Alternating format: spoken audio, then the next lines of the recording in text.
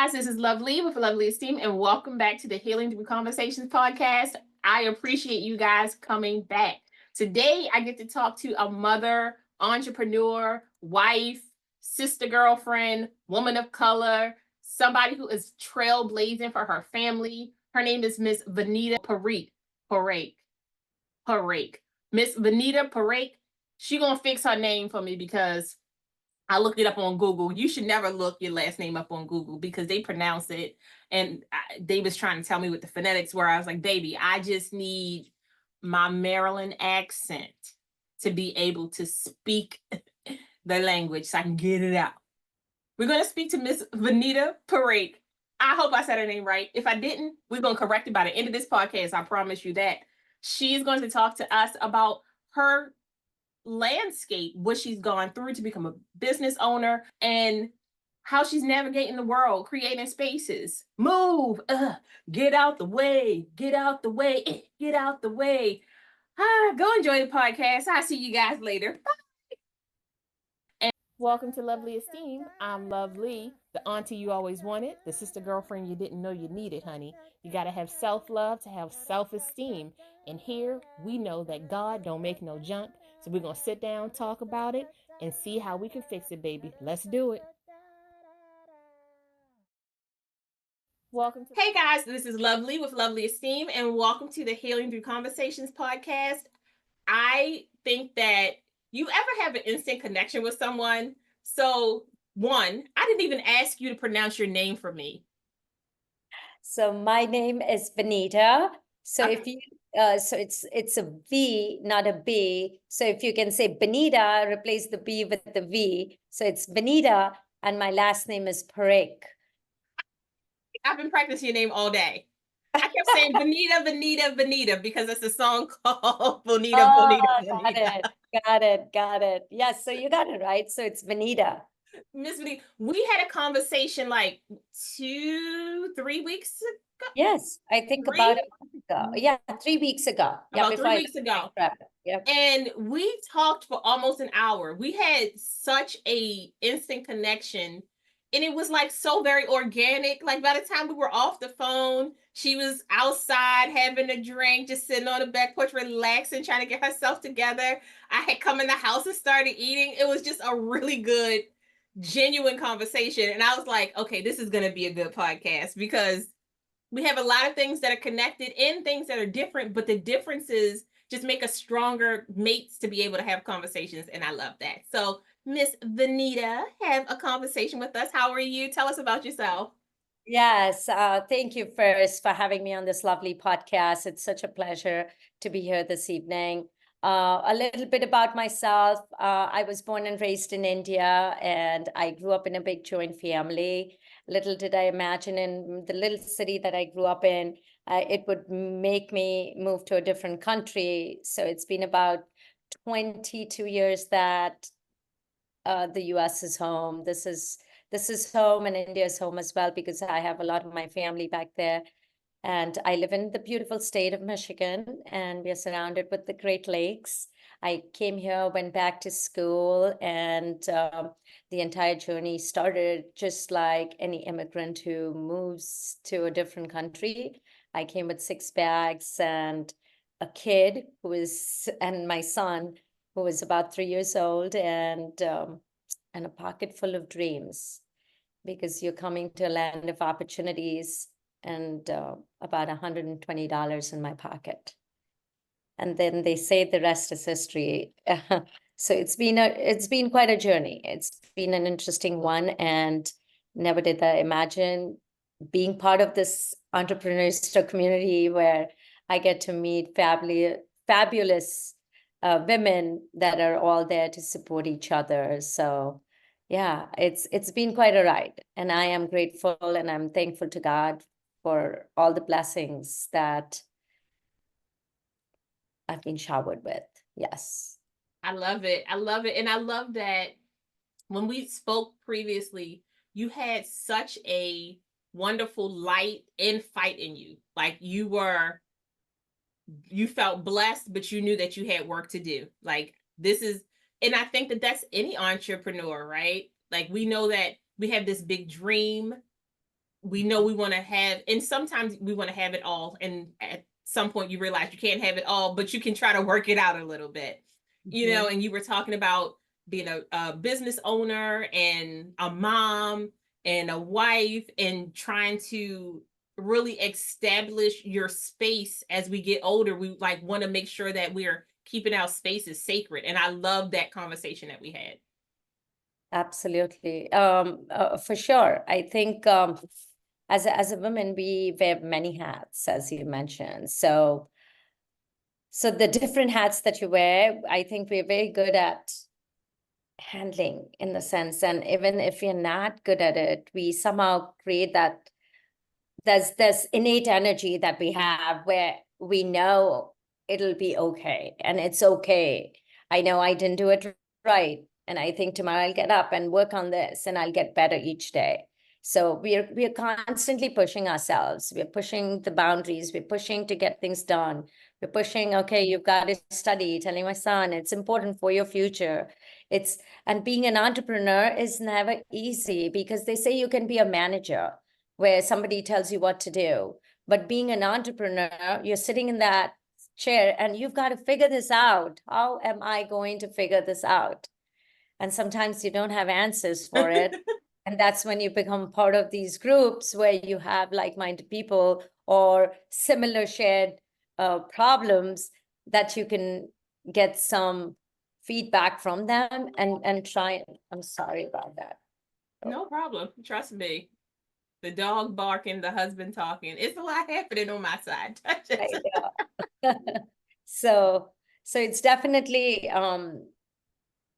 challenging, but I think and a person like me, I thrive on challenges and being adventurous and trying to take a path where, okay, I've got to do this. So a little background, when I came here, I came on a visa where I couldn't work. So I went back to school and I still couldn't work. So I studied communication and I worked with American Cancer Society as an intern for the longest time because of my visa status, where I couldn't get paid. And then I worked with the local TV station. And then my husband used to travel quite a bit from Monday to Thursday. So it was pretty much like a single mom for those 4 days of the week. And trying to manage school and taking care of a little one. But I did it and I pushed myself, and then the visa still didn't happen. I applied in a lottery. I didn't get lucky. So I still wasn't. And I'm like, okay, by then the process for the visa and the, what do we say? My husband's citizenship.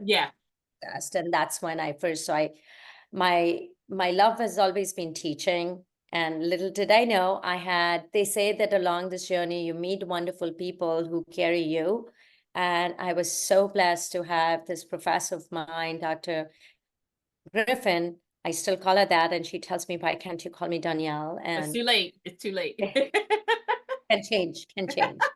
And so she invited me to her classes and she said, why don't you talk about the research that you're doing and the feedback that I received from that graduate level class, and was so positive. She's like, I'm telling you, you're cut off for teaching. You should be doing that. You're good at it. And I'm like, no, you always doubt yourself. Always. So, but then that happened. And then I started teaching as an adjunct. And then it's been about 15 years now that I'm full-time teaching. I teach at a community college now. And the reason I love to teach at a community college, and because you're not only teaching, but you're teaching kids that need you. You need kids that don't come from backgrounds where they're the first generation of their family. So most of my students come from the city of Detroit. And they come from homes where they have to, for the bus on a cold day, it's winter and you're still trying to make it work. And it's been such a fulfilling journey for me teaching at the college that I am, because I'm teaching kids that it's going to make a difference in their lives.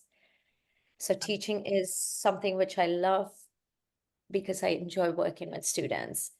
On the other side, I also am doing this. I got into this after my son moved to California. And my journey as an entrepreneur started when he was there and he wanted home food. And what does a mom do? And being a plant-based vegetarian eater, the options are very limited. And he grew up eating spices. We are an Indian household. We cook 3 meals a day. We eat fresh food every day. And he's like, Mom, I want your khichdi. And, moms can go to any lengths, anything for their kids. I started shipping him these bags, and I'm like, okay, now can you send me the snacks? So things just started getting added on to it. And I'm like, okay, there are many people like him who want to eat healthy, Mhm. want to eat clean, and who want to eat, where it reminds them of meals that are comforting or things that remind them of home. Yes. So right before COVID started, we started a little booth, little show. We went to a community kitchen, put everything, and we started, and the response we received, Lovely, was amazing. And that's when it gave me the belief, okay, there is something here. And the name of the company, we called it Karma. Karma is because it came into me. My family back in India, we have a store where we sell these grains. So I vicariously learned about the quality and what we should be looking at when I'm looking at rice and all of that. And I did not know when I came here, something like this I would do. I And love that. it was karma. And we believe that in at karma is, if you eat good, you can think good, you do good for Mm. yourself and your community. So through this and through this journey where I said I came with $120, which my mother-in-law actually had given my husband when we left India, we've come a long way. So been lucky. And so we said, okay, we're going to do this with a purpose. The purpose is we're going to help. And what better way than empowering and being an educator heart? I feel if you give people education, you're going to empower them for the rest of their lives. Mm-hmm. I so agree with you. I couldn't agree with you more. And I always think to myself, a lot of the women that I meet and I connect with is because they're nurturers, it's because they're go-getters, and it's because they see a need and they try to fill that need, you know. And I always say, even if you don't have a child, that doesn't mean you're not nurturing, because you're nurturing, cousins, nieces, nephews. Sometimes you're nurturing the neighborhood, your community, you're nurturing other women. And I think people get stuck in this whole, if you don't have a child, you just don't have a child. You don't know their backstory, you don't know what they've gone through. But I love, one, teachers does. I always, my husband laughs, but I'm like, no, the teachers need to be paid like LeBron James and Stephen Curry, because y'all are out here doing work. Y'all doing the Lord's work for real. Because because not only are you going home to your family and trying to like really feed into them, you are sitting in classes where you're getting energy from multiple people. And when people trust you as a teacher, now you're the therapist, you're a nurse, you're a doctor, you're the auntie, you're the mom. Absolutely, 100%. I've had students, and I told you I teach in a school where we have most of the kids coming from the inner city. And some of these kids have experienced so much hardship. And it's just so hard that you just want to be the soundboard for them. Mm-hmm. Just want to listen. You just want to, fine, I'll come on a day that works for you. Let's make this work. Fine, you didn't do good. So that nurturing is, I think, instinctive. And as a woman, it just comes naturally. And being a mom, I think, whether you're a mom or not, I think as a woman, it's inbuilt in us. And that has helped me. And that's why this whole entrepreneurship track that I've now been part of, where you have some days, but you're optimistic, you're hopeful. No, it's going to work out today. Yesterday was a bad one. Today, oh my goodness, how is this going to? I don't have product, but people want it. Okay, we're going to make this work. Along the way, maybe I'll lose some, but that's okay. This only this much I can control. Yes. Whatever I can control, I want to try and put out the best I can. I love Whether that. No, I'm sorry. I didn't mean to No, that's talk okay. over you, but I went to your website, and first, your website makes me hungry. Okay. Because because Indian food is my husband's favorite food. Like Oh, is in it? in in my household, we love Asian food, but not in the way people think. Like we are Indian, next Thai, next Vietnamese, next Korean. Like that is our staple. And then we like do Mexican. I think that because when people are like, oh, the United States is all Southern, I'm like, and though we do love Southern food, a lot of it is because I'm lactose intolerant and I'm allergic to dairy. So I try to eat food, and Indian food was like one of the first foods, creamy type textures that I could eat, because sometimes it's like pureed potato, or sometimes it's pureed parsnips, or things like that I could, the lentils and stuff, I could really get into it. And I thought to myself, I'm on the website, and I was like, I can't show my husband this yet. I just can't yet. I said, I will ship you some food. Just send me your address and I will ship you some tomorrow. oh You my should. God, that is such a blessing. I promise you. My husband may move, and your husband's gonna be like, sir, you need to go home. You cannot be here. Because and I only say that because I think that a lot of the times when we're thinking about food, especially as we get older, some cultures already think about fresh foods. And because you live in you have a lot of students from Detroit, you understand that food desert that happens in the area, right? Yes, absolutely. you It's know true. and so you can only get this much food. And when you have the option to either try something different, sometimes you're hesitant because you've only had this kind of food, right? Absolutely. 100%. And I see a lot more people now trying to explore different palettes, different types of cuisine. And I have a lot of people that stop by our booth at the farmers market or when I'm doing store demos. Oh, you're so lucky you got introduced to all this. I never grew up eating all this, Yeah, I you know? agree with you. And you have, I always think to myself, whenever I meet people, I see colors in people. It's just Hmm. how I read people's energy, right? Because I always say, does this person give off positive energy? Do they give off nurturing energy? And our conversation was so wonderful, but being able to see you and listen to more of your story, I promise you, you're gonna be tired of me. But it's because I think you are exposing people to your culture in such a generous way, but a nurturing way. Some people say, well, you haven't had it. Well, maybe your parents are bad, or they start kind of demeaning a person instead of saying, you know what, I know you haven't had it, and this palette may not be for you, but just Yeah. try a little bit. Try it. That's exactly what I do. And I tell them all the ingredients that we put in, the turmeric, why it's good for you Mm. and why you should be having it. Why we just introduce teas and why is this tea good for you? And I give them examples. I mean, I would not, and there's another thing about what we do at Karma is everything that we put in is very thoughtful and mindful. Like the bags that we are packaging, they're bags that are made out of recycled materials because we also want to care about our planet, right?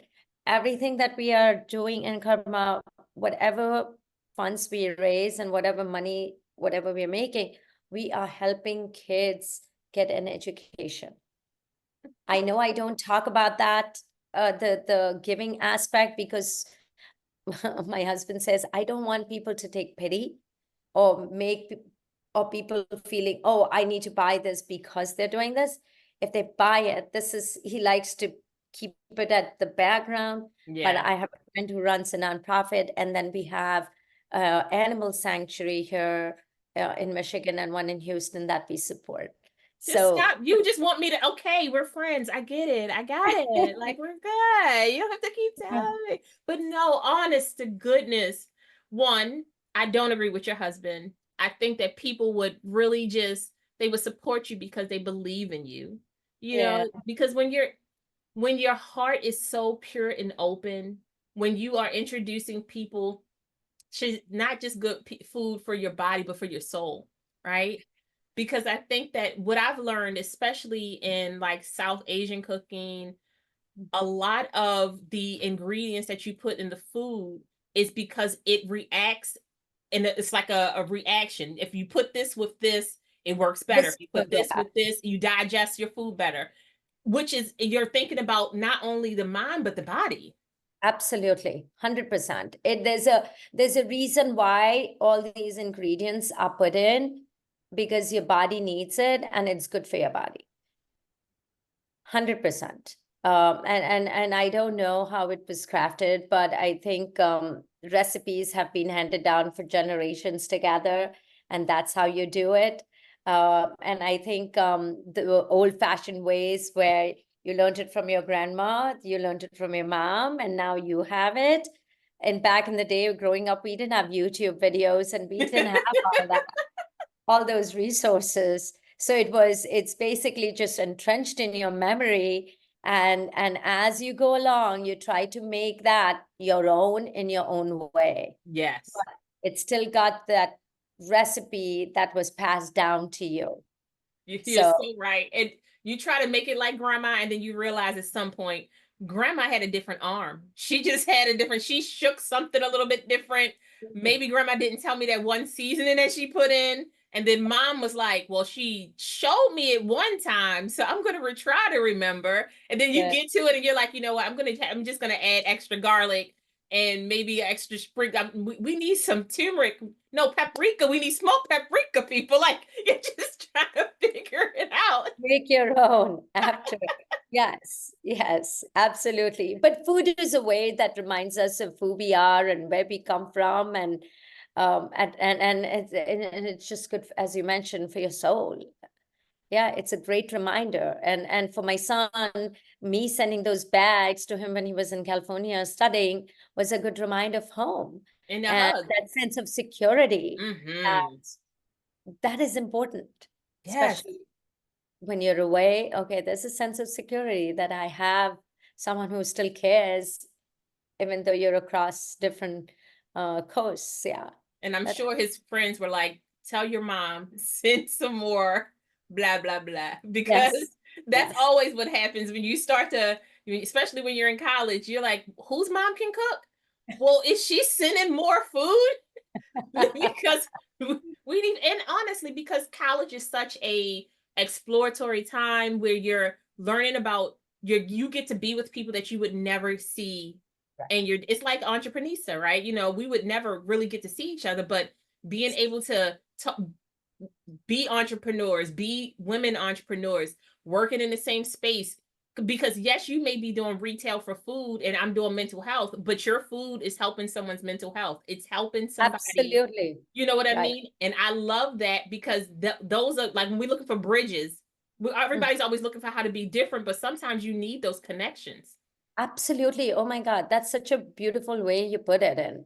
We are bridges. We are bridges to so many things. And I think Entrepreneurs is doing a fabulous job with that, of bringing all these women together. And we're all trying to root for each other and be there and in our own ways, where we are, instead of being the negative aspect, which most Yeah. people connect women to, being catty, as you mentioned earlier. Yeah, yeah. No, this is so positive. It's just been a wonderful experience for us to be part of this community and about creating that bridge and helping each other. Yes, and I think that, I always laugh because I'm like, reality TV tells you that there's cattiness, but I'm like, if you just go throughout your day, it's so far few and in between. And when you get to a place where you're having to be aggressive towards somebody, like I don't have time for it because I would rather be taking a nap than fussing with you. I just am not that girl. It's not my thing. But also I know that, like you said, karma, right? What you put out into this world, you're gonna get back. It may not be today, it may not be tomorrow, but what you put out into this world and how you can't expect the world to be great and you're not trying to be great yourself. 100%. I think it is what you mentioned earlier too. It's about what energy you put out or what energy you carry with you in every aspect of your life. And if that energy comes from a source, which is where the intent is good, it's spreading that goodness. That is important. It's so important. About the intent of where I want to be, and in the space that I am, what am I bringing out? Because that's the energy that people around you will carry and remember. Absolutely. They're going to remember how you made them feel, not what you gave them, not how much money you had on, not your clothes, but how you made them feel. They will always remember. And it's the first time. Because, you know, sometimes people say, well, you met that person on a bad day. I'm like, how you treat people on your worst days shows a lot about who you are as a person. And that is a big thing to me, because I don't do like at the beginning of the year, I don't really say this year I'm going to lose 45 pounds. Like, I don't do that anymore. I couldn't, because 45 pounds was like but I always have like a saying, and my saying for this year was, maybe it's me. The pause when somebody comes at me and tells me I made them feel a certain kind of way, or that we're exchanging negative energy, before I go on the attack, let me see if I played a part in this. Let me really pay attention to what I'm doing. And then if I realize, no, it wasn't me, or if I realize it is me, I apologize. I create a different synergy out there. And that makes all the difference. Absolutely. Oh my God. This just happened to me a couple of weeks ago, where you were in a situation, and I went, maybe I have done something. First, let me go examine myself of how I laid this all out. And that's when it resulted in this. And along the way, if I have crossed the path or pinned people the way I should not have, then I take responsibility and accountability. And I want to be the first one picking up the phone and saying, hey, I'm sorry I did that. Yeah. And that's a lot of inner That work. takes a lot of it's a lot of work. Yes.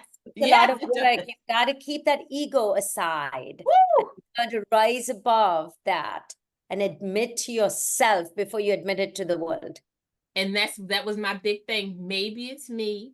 And my second one was, do you really have to say no? Because I think that as you get older, you just, your patience is lower. You want to get things done in a particular way, and you know that time is not always on your side. I'm not destined to be here tomorrow because I said so. It's because the forefather said so. It's because my ancestors gave me more time. You know, my God gave me more time. But also understanding that sometimes when you say no, it's because you're afraid.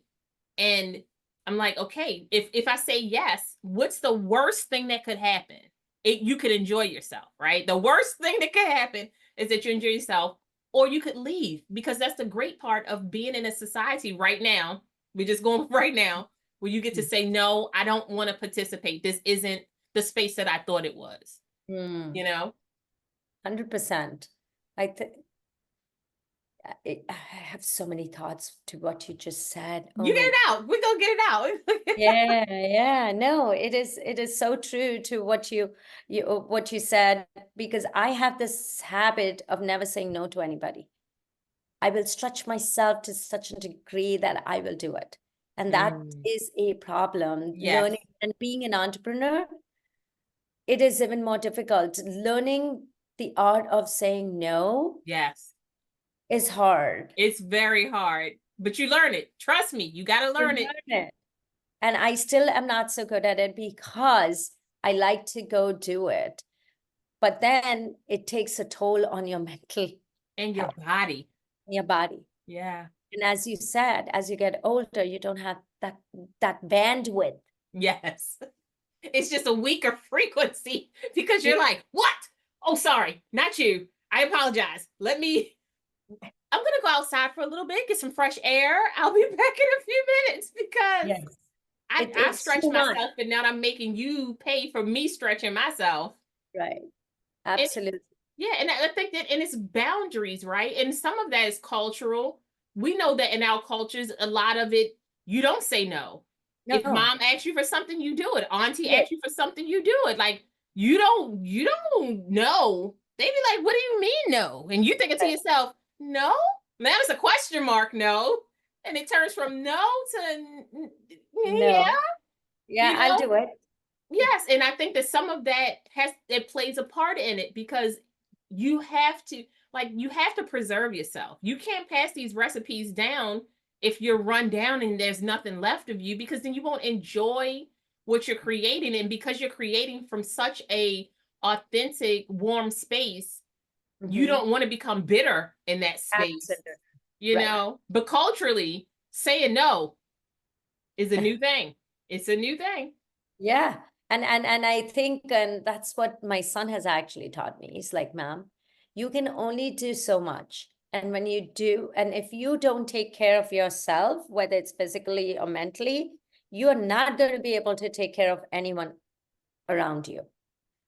So you've got to be in that space where you are, you come first. Yes, our children teach us so much. I I love my kids. absolutely. They Yeah. have no problem with saying no. Yeah. Not a little bit. I'm Yeah. tired. I can't do that. No. And sometimes I take their advice because they see me in a way that I don't see they know so much about us, you know? Absolutely. And even I don't know about that. Is it really true? Is this the way I am? Yeah. Yes. Uh-huh. Because I used to think to myself, I'm like, yeah, your kids know you, but then you think to yourself, no, for real.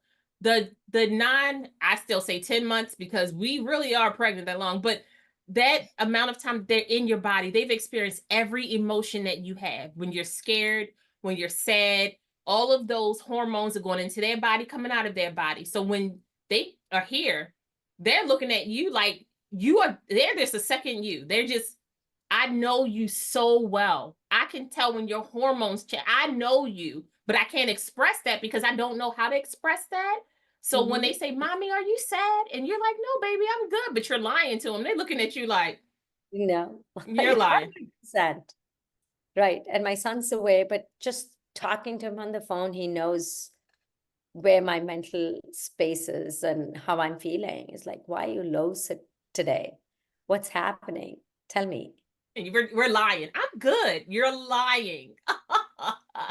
Tell me what happened. But you don't want to put that burden on them Put it because on them. Yeah.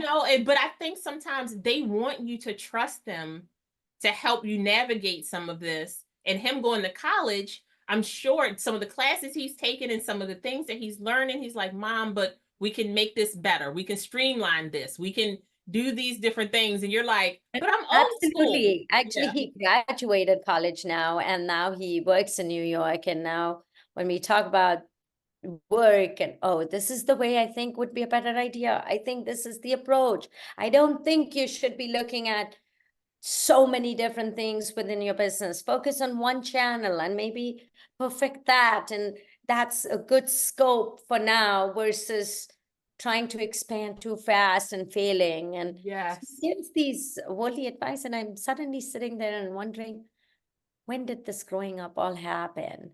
We were too busy running Role around. reversal. Role We were busy reversal. saying yes. That's how it was happening as we were saying yes. Mommy, I want to be in this sport. Yes. Mommy, yes. Oh my God. Yes. Like, and then at some point you go, what you mean you're going to college? Away? Well, who am I saying yes to now?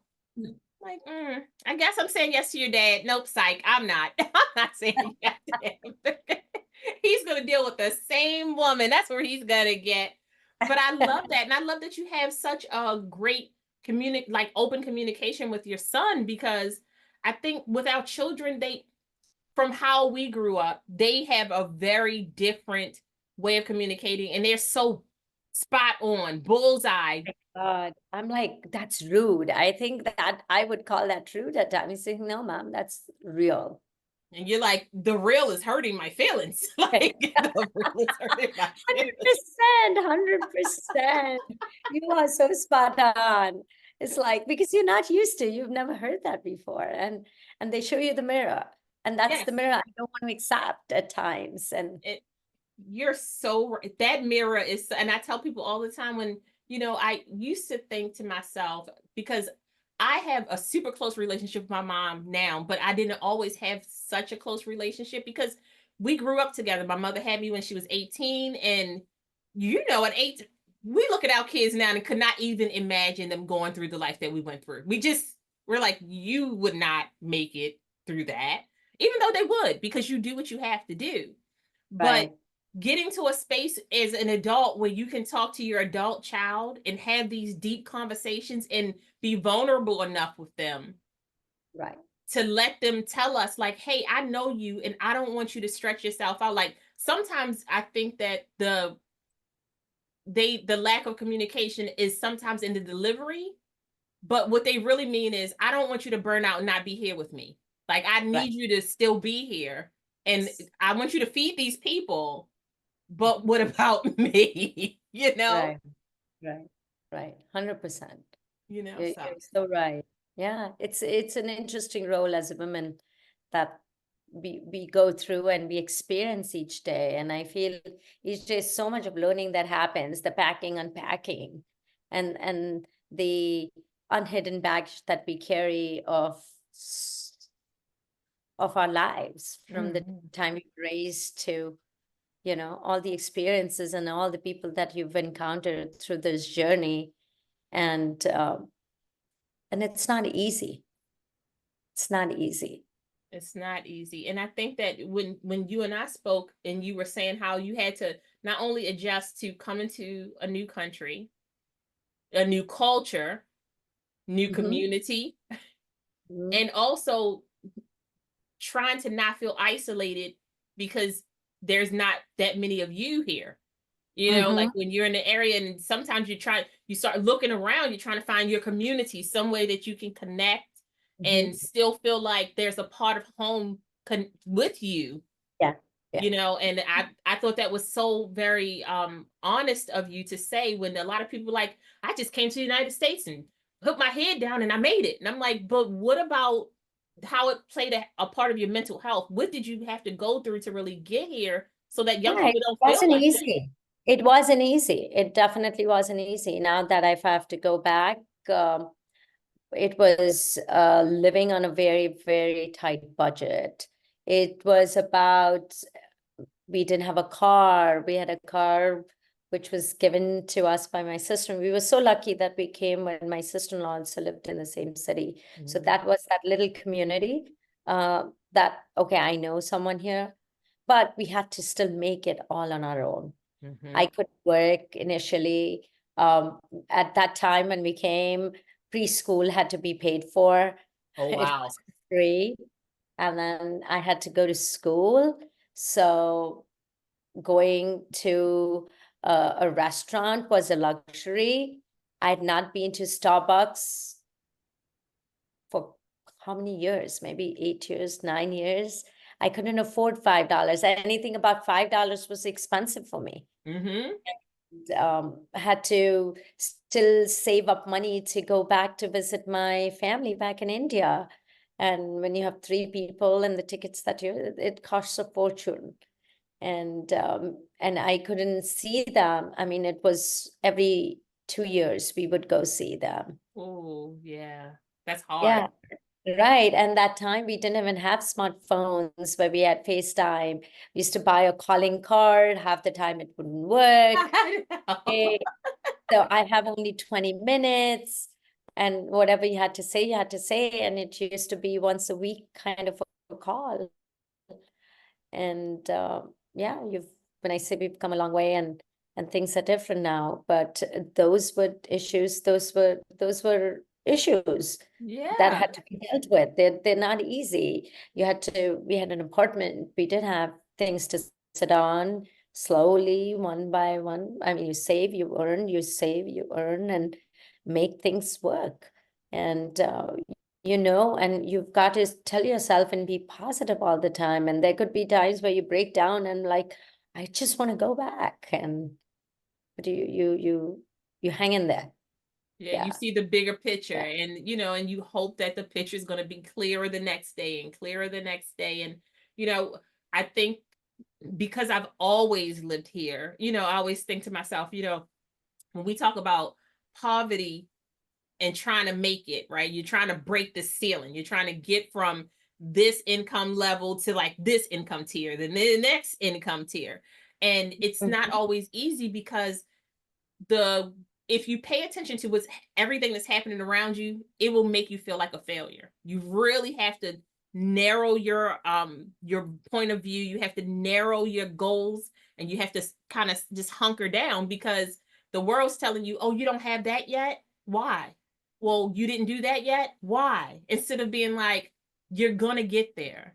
Like, we need more people to say, you're going to get there, than to say, why don't you have that? Or, oh, like, I don't need you to judge me. I'm judging myself. Thank you very much. I'm crying into my own cup of tears. I don't need you to tell me what's happening. Exactly. Right. And also to have that mental toughness, because that plays such a huge part in your mental health. Like, when you start just spiraling down. Right. 100%. I think I think they say it's the tough people that make it, and that's true. Because you wouldn't be doing what you're doing, whether as an entrepreneur too, it requires some amount of toughness to take those uncertainties that sometimes loom around you, and that can create havoc with that mind. And it also requires that discipline. In detail that you don't think you have in you. Sometimes you don't even know that you have that in you. Right. And I think sometimes the situation also dictates that.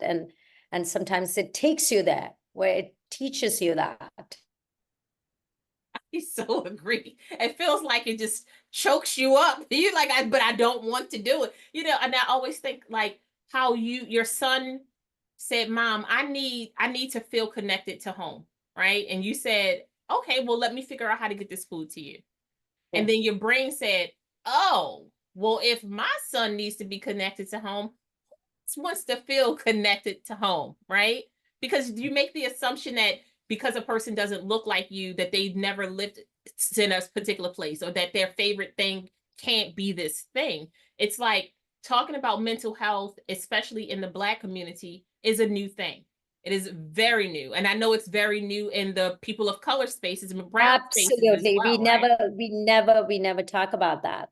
It's never considered like, oh, this can also be an issue. Right. And then, so now I have to see people like you and people like me. And what does mental health look like? And it's all of us, right? Because as long as you are alive, you are consistently finding a problem, fixing it, celebrating, finding a problem, fixing it, celebrating, to get to the next level. But when you have been brought up that your negative outlook on life, or your mental health, or your lack of discipline plays a part on your community, on your household, so now you stay silent, and that silence, like the same way you said earlier, it kills your organs, your body. It breaks you down so much. 100%. Absolutely. What you said is right. I mean, I think as we see more and more people accepting that it's okay to say, I'm not feeling right, or I'm not in the right mental space, and I think I just need more time to think, and leaving that person alone, versus saying, I think this is first world problem. I don't think so. I'm like, it's not. We all have seen grandma sit in the corner crying, or trying to figure out her stuff out, because it doesn't have to be as devastating as, like, being schizophrenic, or sometimes you just have seasonal depression. It's because maybe it's a time when you lost your mother, and that couple of weeks is just so hard. Yeah, it happened to me last year in itself, and it was really hard for me to come to terms where I lost my mother-in-law and my mom in a span of 10 days. Goodness gracious. Oh, okay. I am sorry for your loss, because my feelings got hurt. Go ahead. It wasn't easy. I mean, my mother-in-law had this desire to go for this pilgrimage trip where she wanted all of us to go, and I'm so glad I did that with her. And I come here, and the next month she's not well and she passes away. I go to India to meet her, and then I spend a day with my mom, and I come back here. And that morning, I talk to her, and she says, "I'm feeling a little under the weather." Talk to my sibling, and I'm sending a message. Till then, my niece calls that she's not responding, and I'm like, "What?" It's not even 24 hours, and I had to go back, and that wasn't. That was one of the toughest thing that I had to deal with. I had already, and this reminded me of when I lost my dad, which was one fine day. We're all getting ready to go to work, and he says, "Okay, I'll be back," and goes to take a shower and never came back. And we we opened the door, and it was gone, and our lives changed forever. And that was 28 years ago. And I'm like, my mom was brave. And I think so much of what I see in me, I think it is the strength that she gives me. Mm-hmm. And Mm-hmm. but I look up to it. And it is because of her, that how she lived, the way she lived her life. And I think so many times we forget that uh, you're the product of the apple doesn't fall Fall too far far from the from the tree. Your tree. community, who the people that you're tethered to, play such a huge Yeah, role. It's like, like the whole you did that Kamala's that quoted with you didn't just fall off a coconut tree. But the coconut tree. truth is that we didn't, right? And we're all connected so strongly to our ancestors, to the people who were a part of the branches that created who we were. And Absolutely. I think that I've lost my dad and my uncle who helped raise me, Oh, I'm sorry to and hear. my big thing, it's so hard when you're not tethered to anybody, right? It's the it's not always the grief that you think it is. It's like, yes, the loss, but who am I tethered to? Who am I connected with that I feel like has the strings to pull me up? And I think that we're talking about mental health, those are some of the things that we think about. It's not always, just my life is bad. No, it's like when I want to be connected, I want to feel like somebody knows me better than I know me. And when you lose people like that, I can't even imagine. Yeah, it is not easy. And what you talked about, you're tethered to those people, and it's gone. And now what I crave is my time. And I used to call her, and now initially it was hard. Who do I Mm-hmm. talk to? Yeah. Where's my You're best like, friend? Who do I ask this yeah, question? right, right. And she used to be so proud. "So how's your business going?"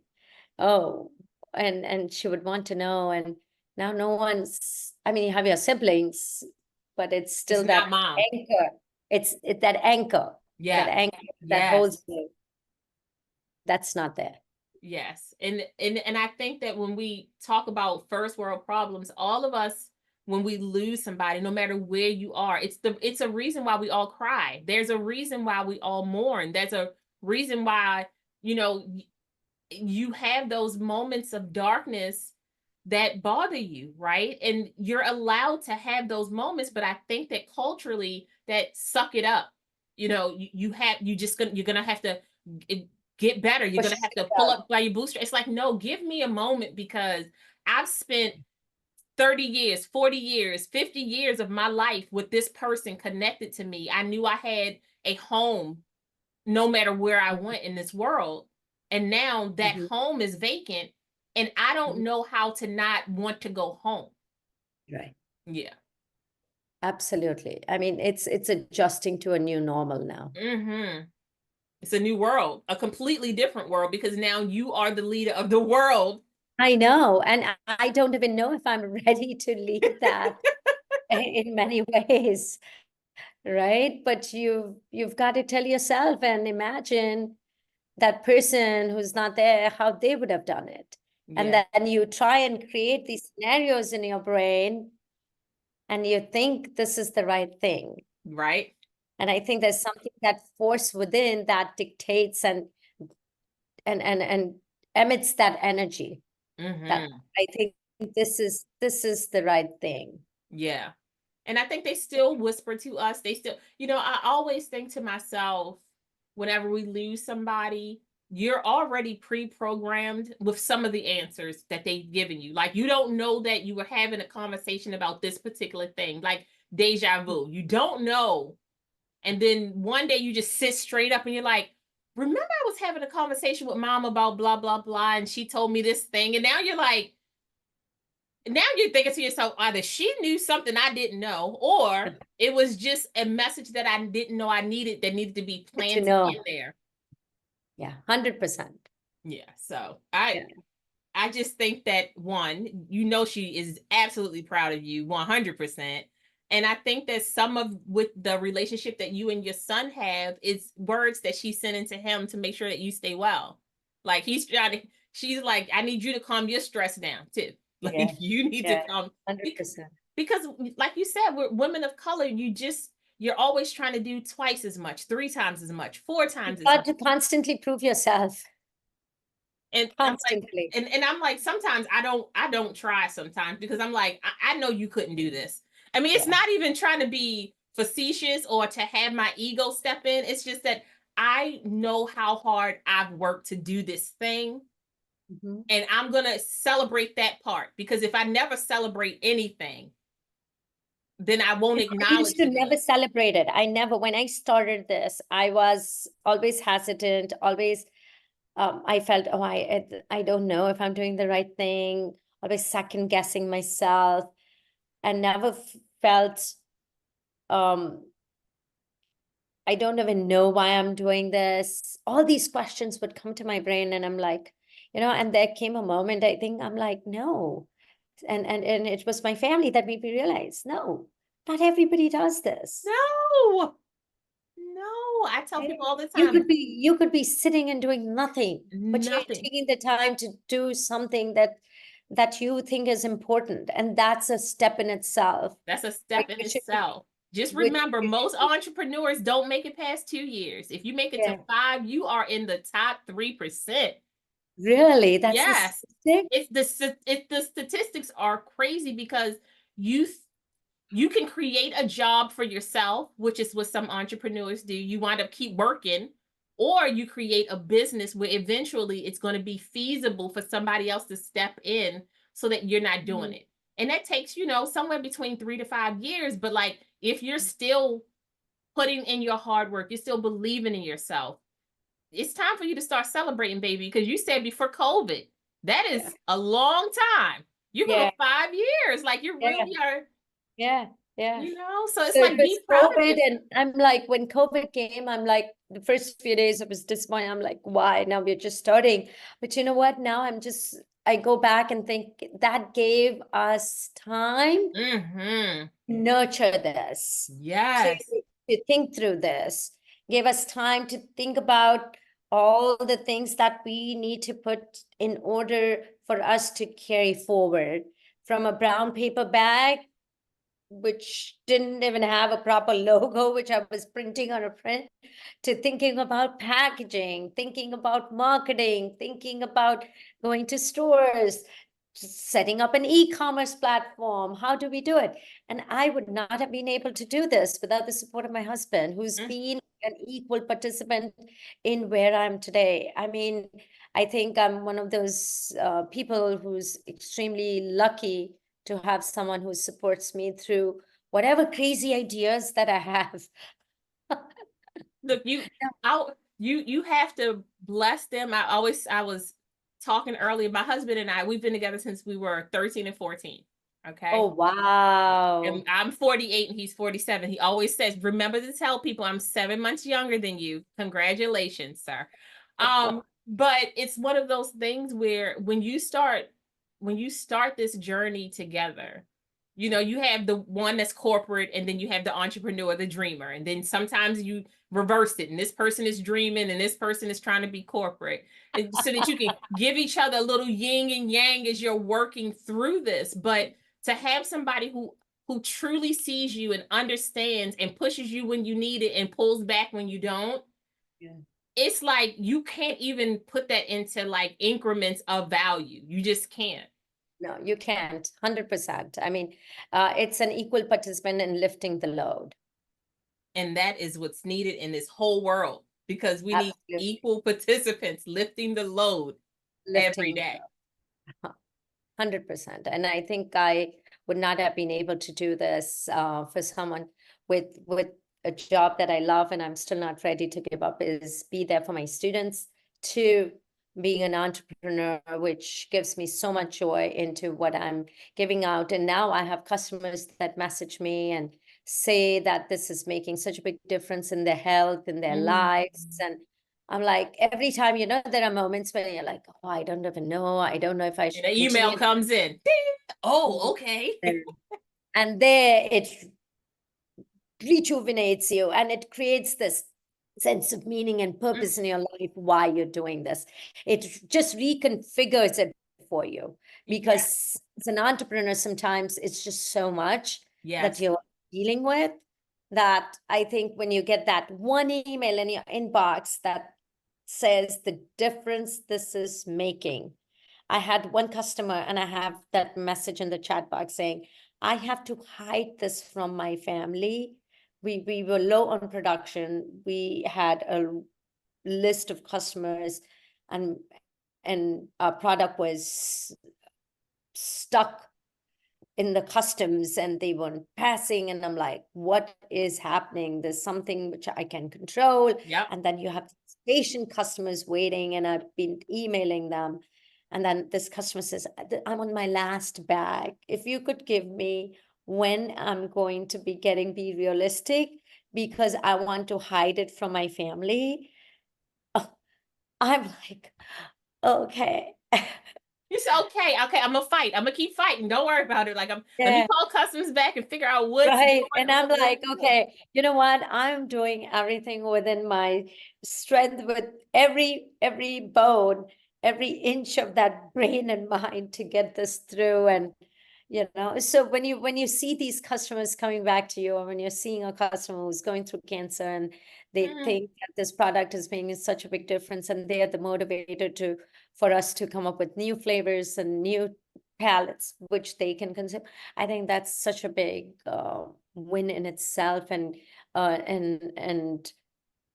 a purpose that's just not for me and myself. It's now you're fulfilling this.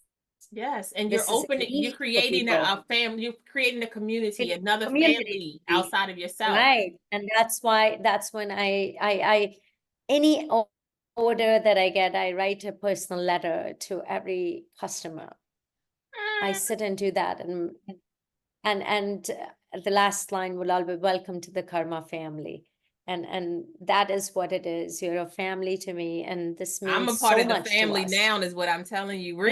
We're gonna do this. I'm like, Yeah. and it's so interesting. As you were talking to me, I was like, okay, when I get the food, I need to do a video, and then we need to make sure we got the email in there, because that's how my brain works. It just works that way to create content. But I'm always like, I'm so particular about what I promote. I'm not one of those people, like, you're never gonna just get me to be like, oh, this is great. No, like, if even like when I do promotionals, they give you 14 days. On the 13th day, because I have tried it consistently to make sure that it's something that works well for me and my family, because we're all we have, so I'm always big on that. And I just think that when you are creating greatness in this world, it should be seen, because there's so much negativity, right? Like, you can open up any app, turn on any TV. Positivity is not the place. You have to No. search that out. Like, you have to be like, positive images, Yes. positive cat videos, positive dog videos. Like, Right now, I'm just been looking at the Olympics, and you look at the joy when these athletes win. I look at Simone Biles, and I looked at and that gymnasts as a group, as a team, and yes. oh my goodness, and the perseverance that they've put in and you see that end result, that is what pushes you.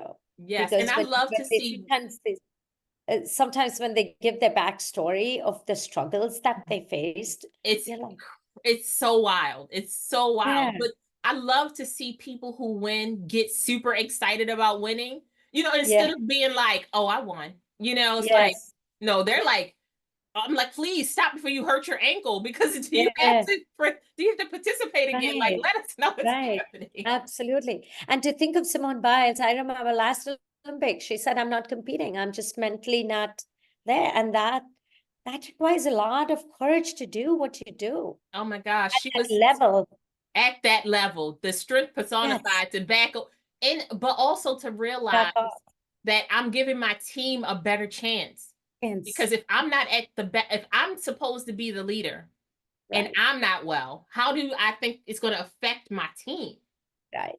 And I think that that's like it like all around. It's the same thing with moms, same thing with being a business owner. Like if we don't take care of us, if Yeah, we don't put ourselves, and it's so interesting because culturally we're told that we're being selfish if we do anything that's just us based. And sometimes you do yep. need to say, I need to sit down and just drink this cup of coffee. I need to sit down and drink some tea. I need to sit down and eat a full meal. I need to rest so that I Mm-hmm. can give you the best parts of me.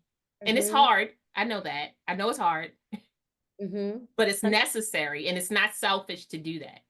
Right. Absolutely. I think you put it really well. And self-care is the best care Yes, to I love it. begin. But I'm looking for some food. Okay. I'm just going to say that Yes. on the podcast. Why don't you send me your address and I'll ship some to you? And by any chance, do you also have an Instant Pot at home? Yes. Oh my gosh, then I'll send you our lentil dal. Make some warm rice with it. Oh my God. Okay. Let me explain. That is my favorite thing. And I just had it on Sunday. I just, Dal? yes, Oh my gosh. because like I said, I can't do dairy anything. No ghee. I can't do I mean, butters, no Egg, butter, cheese, no paneer, none of that. none of that kind of stuff. Yeah. And my husband loves dairy, and so I'm like, listen, I can't do it because he loves paneer and spinach and the potato together. But That's his heart. So like he just looks crazy eating it. But that tells you, like, even my children when they were like 2, 3, 4, they were already eating food. I wanted them to have this open up a palate. I wanted them to be able to go to any restaurant and be able to eat and not have that. I only eat nuggets and fries because yeah. I wasn't cooking that.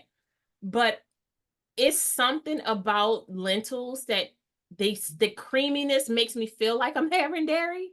Yeah, yeah, yeah. So I'll send you dal. I'll send you dal and I'll send you a khichdi. Khichdi is nothing but a meal which is the most balanced meal according to Ayurveda. So our body has different doshas, different temperaments. So sometimes based on certain foods that we eat, it generates heat. Sometimes when your energy is low, that means your body's got cold. So you've got to feed it that. So Mm. Ayurveda actually everything stems through the food that you take. And khichdi is the most balanced meal. And it's a simple meal that you will not find in restaurants, but it gets cooked in an Indian household at least once a week. In my house, more than that, because it's just so comforting. And Like, I love comfort food. That's the people always laugh. They say, "Well, Southern cooking." I mean, because the stereotype, because you black, yeah, that's just the only yeah, food you eat. But yeah, I'm like, no, I am absolutely one of those people that I love soul food from every culture. Every yeah, culture has a version of soul food. Everybody says you absolutely, feed your soul, 100%. and Yeah. I am going to enjoy it. Yes, I will. Yes, and I will send you, and I'll also send you the snacks. They are an ancient lily pod. It's called makhanas, and Mhm. it grows on at least certain parts of India and in Asia, in Philippines and Cambodia, Vietnam. But it needs the right kind of water, right kind of surroundings for it to grow. It's been around since ancient times, but it's really gained a lot of popularity now in this part of the world where people are saying, oh my goodness, this has so much benefits. And we make ours here in Michigan. It's roasted in olive oil. It's all clean ingredients. Mm. I know it's like a popcorn without the kernel. Okay, because now I I will tell call you. it, Go ahead. it's like guilt-free snacking. Now, and the reason why I'm saying this, one, you're speaking all the languages that I speak. My husband tells me all the time that he was like, if you could eat grass, you would eat grass. And I said, because I'm one of those people that can eat flowery type bitter dandelion, I can do that because that's just the palate that I've developed. If you like culturally cooked food, you have to learn how to eat things that you're not really used to. It's not always sweet, it's not always doused in something, and you hope that the preservatives, like, I think that's why I love Asian cooking, South Asian cooking, because it's so many fresh ingredients added. Yes, absolutely, 100%. And I think that's There why I is like no it so much. preservatives. Yeah, yeah, yeah. So, It's zero preservatives. We try and do as much, clean eating as much as possible. I don't put anything. I mean, I make my fresh blend. All you need to do is add salt and water to the mixes and cook it, and you have a nice meal ready for yourself. Yeah, and this has been a journey. It's a fulfilling journey in the sense I have a long way to go, but I think we're heading in the right direction. It's all about caring for people's wellness, and that's why we have Karma Wellness Kitchen. We were earlier just calling ourselves Karma, then we moved from Karma Spices. I said, no, we have a bigger purpose. yes, And absolutely. the purpose is wellness, and it comes from what you eat, and that's why the word kitchen. And yeah, and the purpose is even bigger. It is, and I want you to start celebrating because you are making Yeah. a difference in so many people's lives. And okay, so tell everybody where they need to go. Your all your social media handles and your websites. So yes, so people can go to our website. It's www.karmawellnesskitchen.com, and they can follow us on Facebook. It's at Karma Wellness Kitchen, even on Instagram at Karma Wellness Kitchen.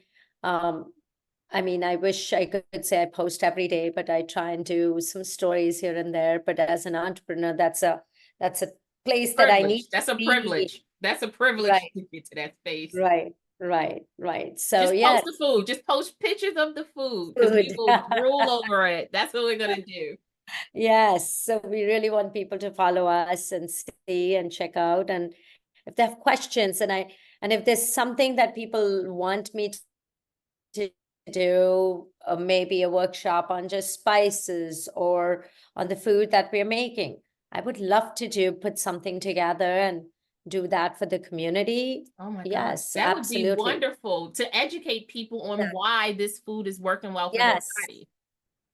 Yes. Yes. Or essentials you need to have in your homes as far as spices go, and why this particular spice, or if you want to create your own little spice mix that you can throw in anything and it'll still taste good. We could do a little Zoom workshop, or just have a talk about that. I would love to do something like that. I think that's a really great idea. We're gonna have to work offline. I really Yes. feel like we could, because I know that on our Entreprenista platform, the Circle platform, I Yeah. believe that we can do workshops on there. Okay. So that would be a great space to check, Explore. to talk to them and kind Yeah. of, because one, it's a bunch of women, we love food. And Yes. it's a lot of people who are working on health and the benefits of different Mhm. cultural spices, and just learning more, because the great Right. thing about this space is that we're connecting culture too, right? All these Right, different cultures. absolutely, And that's, absolutely. yeah, so I think that that is absolutely something we Maybe should we do. could do something like a segment where we talk about mental health with something you're an expert at, and then how it stems from the food we eat, and we talk about, and appreciation of the cultures that we have, and through that introduce them. Hey, you know what? why this is important for you Yes. and what it can do to your brain and your body. Yes. And and I think that, like you said, when you said that one of you're a cancer patient, especially because their immune system is so broken So down by weak. modern medicine, it does not care that this particular thing needs to stay healthy, right? So having food in your body, being able to have some of these seasonings in your body and the blends in your body, Right. I can't even imagine how much that helps you on a day when you feel so drained, to be able to eat some soup or Absolutely. something like that and Right. still feel better. Yes, 100%. And I think a lot of times we are, as entrepreneurs, we're struggling with lack of time, and we tend to resort to things that are easily accessible to us. And I want to tell you, you have a meal kit, you throw it in a Instapot in the morning, and you come in the evening, and you'll have it ready for you. So you really, it's just about being what you want it to do for you, Yes, yes. And also right? having somebody who's excited about it. I think when you have a person Excited that's about it. excited about the food, Yeah. and like I feel like you would be able to not only educate a person but energize a person. Because sometimes it can be scary. You're like, well, Right. that doesn't I smell could like do a what little demo. We've come up with a lentil crepe. And I'll send you the picture. I just did a store demo. That was the first time I did a store demo. I wasn't sure how it would, but I'm telling you, I'm not even kidding. We sold out. the And smell. I haven't smell-o-vision and I'm yes, not there. Like, my yes. goodness. So I could actually show people, here's a mix. All I did was just soak this for 3 hours, and here's a skillet. And you drop this and add your favorite veggies, and you are a busy woman, you don't have time. Keep this batter in your fridge. It lasts for 3 to 4 days or more. And all you need to do is just eat this. You need to have your husband record you make 2 quick meals and then put that on social media. I'm because I love social media. I love marketing. This my big thing. Okay. Have him record you making a quick Mhm. meal. Nothing that's going to make you feel super overwhelmed or pressured, Right. but like a very quick, this is how you can make this. It's like when you have chickpeas or lentils. I can turn these lentils into this, and I can take this same thing and turn it into that. This. I Yeah. promise you, that's a great way to get into social media, because cooking on every platform is popular. That it's like one of the top like 10 videos that people watch all the time. Right. And that by itself, I'm telling Yeah. you, she Yeah. said Yeah. I made lentil crepe. I'm on the East Coast. I'm not even close to you. Where, where, So where are you I'm in at? Maryland. Oh, Maryland. Okay. I'm in Michigan. So Yes, yeah, we're not close together. not However, close. No. But you know what? We can still make it work, or we can cook together. I I can know that's send what I was people gonna the say. I'm like, packages. we need to cook, not even on camera live, but I'm saying like we can Yeah. call each other in like video chat and Video, cook. exactly. On Zoom. Show me a skillet. Let's do this little work. I'm so excited Cooking, because you were talking yeah, about cooking spice blends. community. Yeah, And I'm yeah. like, I went one time, I was in Ohio, and it was like a open spice market where you literally Uh, had to scoop out the spices. right. And I had like one blend of is it called, it starts with a G? Garam masala. Yes. Uh-huh. I stretched that sucker for about 3 years. I mean, Oh, I babied that thing. It was, I just kept thinking to myself, if I can remember what they put in it, I'll add a little bit more to the bag. Like I just kept trying oh, to. right. And I get my spices. I go to India every 3 months. So we get the newest stash. It's not like sitting for 2 years. And Do you sell it on your website? The spices? I don't sell the spice blends. We were earlier going to start with that, but then I realized a lot of people don't know what to do with it. So then we started coming with the kit here. You don't know what to do with it? This is how you mix it, and this is how you can eat it. Well, if you make a spice blend, I promise you I will bloom the spices inside of oil and make it work for us. Okay, so probably I'll send that I have, and maybe the garam masala, I can send that some to you. Oh my gosh, I'm so Yeah. excited. This Yeah, is such same a blessing. here. One, love what you're I love your nonprofits because I think that you're really thinking about the holistic of a person. It's like I want to feed your soul, but you also understand that the animals in our lives also feed our soul. It works in that with our mental health. The food helps with our mental health and our spirit and our soul. Like we're all connected. Even if you feel like you're Absolutely. not, we're still all so very connected. Mm-hmm. 100%. Yeah, I don't use even onion and garlic in any of my spice blends because onion and garlic are very, according to Ayurveda, is tamasic or acidic. So it disturbs your thought process. So that's why you don't even use it.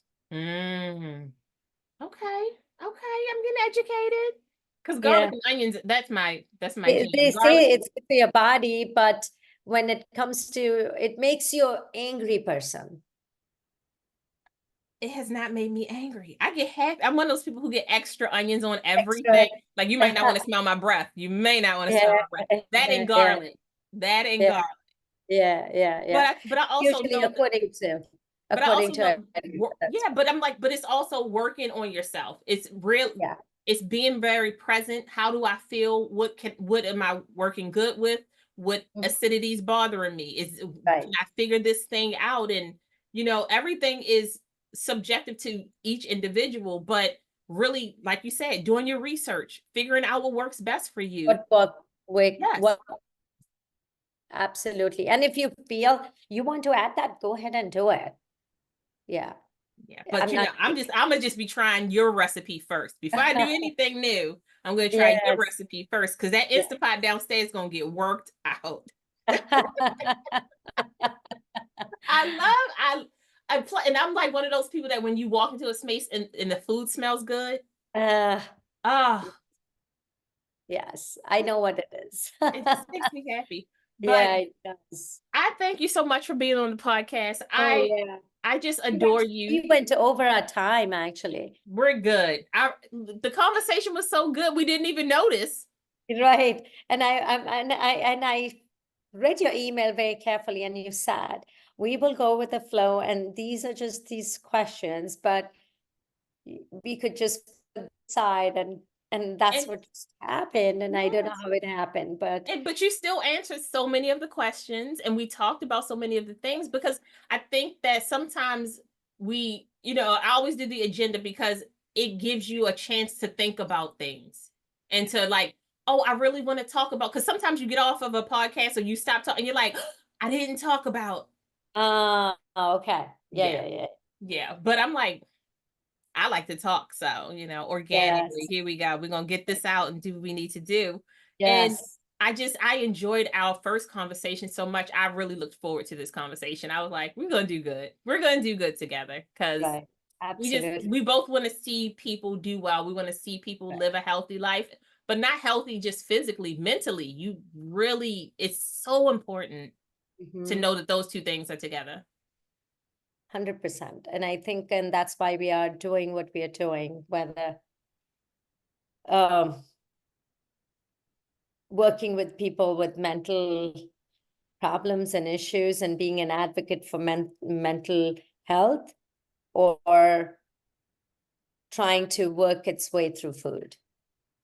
We're The end, connected.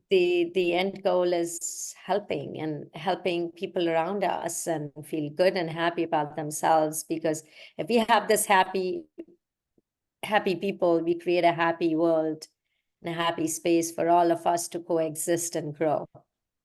You're so one look, like you said, 100% because like if you don't take care of yourself, you can't take care of other people fully. And you can't, you can't fill another cup from a half empty cup, No, you know. you can. So I hope we connect again. Yes, I want absolutely. when Let's do that.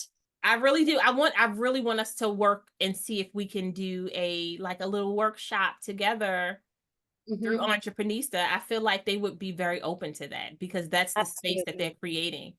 Yes, yes. I think this would be great. So maybe I can email you my number and we could set Yes, up some time and dates and what we really want to do and you know create a please. nice little Yes. program so that people can all benefit from it. I really feel like, yeah, send me your number and I'll send you my address and then we'll talk and see what we can come. I feel like we could come up with a really good 30-minute. Absolutely. Yeah. And we Yay! could, Look at us. and if you have people like signed up ahead of time, and if we all want to cook together, we could do something like that too. I can send them the package, and we could be making our own little crepes and like that. Ooh, look at you, entrepreneur. I see what I'm talking about. Yeah. Okay, let's work that out. We're gonna work that out. Yes, absolutely. It was so lovely talking to you. And thank you Same. so much for giving me this platform to come express and talk about my journey. And it has been wonderful I talking to th- you again. I implore you to share more and you're going to change the world. You're going to change the world one little mouth at a time, one meal at a time. And tell your husband to celebrate a little bit. You guys are over there doing big things. You really are. Celebrate just a little bit. Just give yourself like a, A little pat. just a Tell him little that. pet. It's great. But you Yes. have a good rest of your night and we will be Too. talking soon. We're going to work this out. Absolutely. And where, I mean, and let me know when you put this out. I'll share it with everybody. I'll put it in my social. I'll tag you. We Definitely. put I'll it send you together. all the links and extensions. I'll make sure that you get a full copy so you'll be able to look at it too. Right. If you don't mind, what got you interested in creating a podcast? I needed to hear some things. I think when I don't have a grandmother, my grandmother passed away when I was 9. And then I started having these conversations with older women who were kind of like talking about life. They would tell you about these little things here and there. And then at some point, I became the older woman who was talking about life.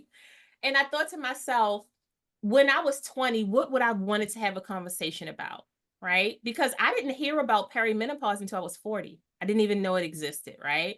And then we started talking about not only perimenopause, a couple of my friends were going through endometriosis and having fibroid problems. And then we started learning more about how stress creates a habitable space for fibroids and endometriosis to grow and how stress affects your organs. But none of these conversations were being had.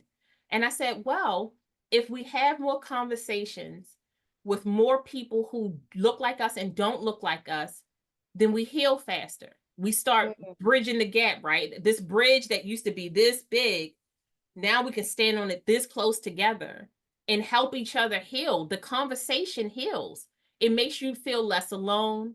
It gives you some tips and tricks to get through life. It also lets you know that you can persevere, you can life doesn't have to always be this struggle. And Mm, even if you struggled and you failed, it's a lesson and that lesson teaches other people. So that's right. what made me start the podcast because I thought to myself, I can keep talking to people who are just me, a Black woman in her 40s, right?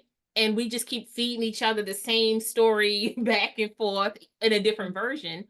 Or I could Right. talk to people from all walks of life and realize we're still so connected. Everybody want to be so special. We're not. Right. You're right. 100%. We all deal with the same issues. you Yep. know we just show it different or Right. culturally it's just a little bit different, but sometimes it's different because maybe one person wasn't allowed to speak up about it, or maybe one person was allowed to speak up about it, or maybe somebody started their entrepreneurship in 12th grade and somebody didn't start until they turned 44. So I just was like, if I can create a safe space where we get to talk to each other judgment free, Mm-hmm. because we're women, we've had children, we've had husbands, we've traveled the world, we've worked in finance and doctors and PR. Why can't we talk to each other and raise each other up? Why can't we help each other heal and Yeah, feel connected? And I feel absolutely. like that's why I'm doing the podcast. Wow, that's why this is the higher purpose you're serving. How wonderful.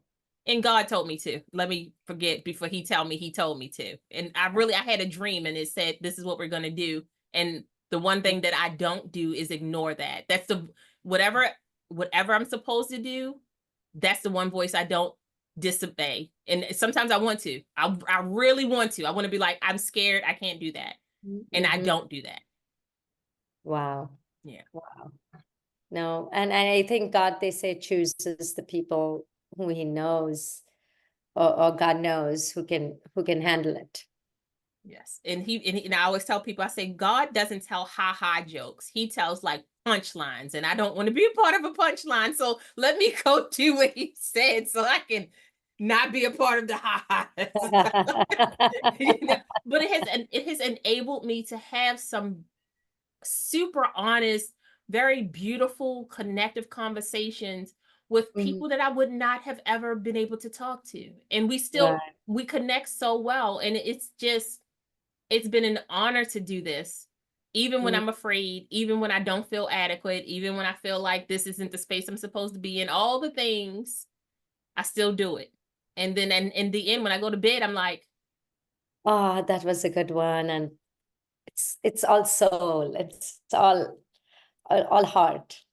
all hard. And I'm gonna keep doing it until I'm supposed to do something different. But I just feel like this is a good space right now. And it feels welcoming and it feels purposeful. And I love that.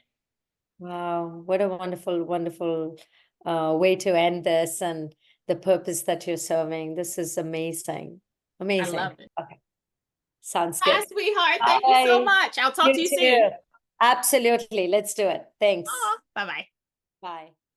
Hey guys, did you enjoy the podcast? It was so good. I love talking to like-minded people who want to grow and see themselves in a different light, but also who want to make sure that they stay connected to their culture and who want to raise their kids to be good people, but people who have a completely different experience than me and navigating living in the States and trying to make a way for themselves, but also building themselves up and giving you the business.